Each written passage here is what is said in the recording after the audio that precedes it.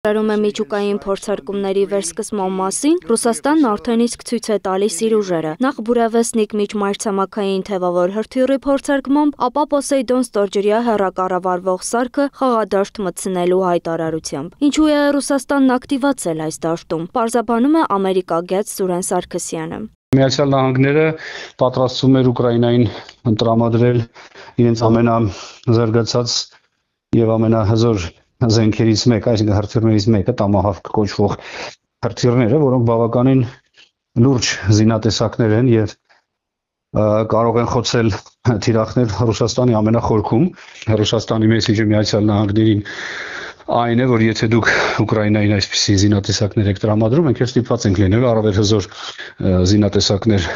կիրառել մարտի դաշտում։ Համենայն դեպս Թրամփը չի ուշացնում պատասխանը, հանձնարարելով վերսկսել միջուկային զենքի փորձարկումները։ Նա նաև վստահորեն հայտարարում է. Միացյալ Նահանգներն ավելի շատ միջուկային զենք ունի, քան որևէ այլ երկիր։ Ես չեմ կարծում, որ այստեղ խոսքը գնում է միջուկային պատերազմի մասին, ամենայն դեպս Ռուսաստանը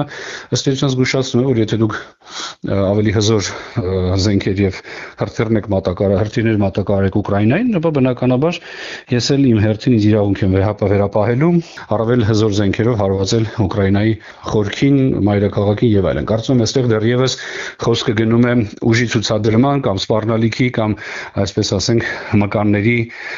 ցույց տալու մասին։ Հենց այս սցենարով էլ Ռուսաստանի Դաշնության նախագահի մամուլի քարտուղար Դմիտրի Պեսկովը փորձեց մեղմել լարվածությունը, հայտարարելով, որ բուրավեստնիկ հրթիռի փորձարկումը ոչ մի կերպ չի կարող միջուկային համարվել։ Հակառակ բևեռում ԱՄՆ նախագահ Դոնալդ Թրամփի նախկին ազգային անվտանգության խորհրդական Մայքլ Ֆլինի հայտարարությունն է։ Պատերազմը դառնում է անխուսափելի, ամուր կապեք ձեր կոշիկները, զինվորականներ։ Բայց քաղաքագետ Ստեփան Դանիելյանը այս հայտարարությունների մեջ միջուկային պատերազմի վտանգ չի տեսնում։ Իսկ ինչ վերաբերվում է նրան, որ արդեն նման հայտարարություններ են անում,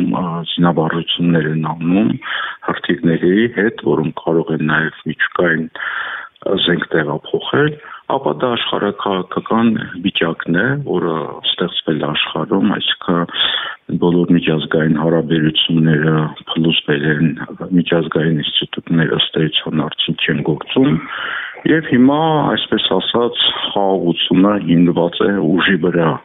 Իսկ Եվրոպան շարունակում է խոսել խաղաղության մասին։ Գերմանիայի արտաքին գործերի նախարար Յոհան Վադեֆուլը հայտարարել է, որ չնայած լիովին չեն հասկացել, թե ինչի նկատի ունի ԱՄՆ նախագահը, բայց կարևոր է, որ բոլոր միջուկային պետությունները պահպանեն իրենց մորատորիումները։ Քաղաքագետ Ստեփան Դանիելյանը նույնպես շեշտում է այդ մորատորիումների կարևորությունը։ Միջուկային զենքը դա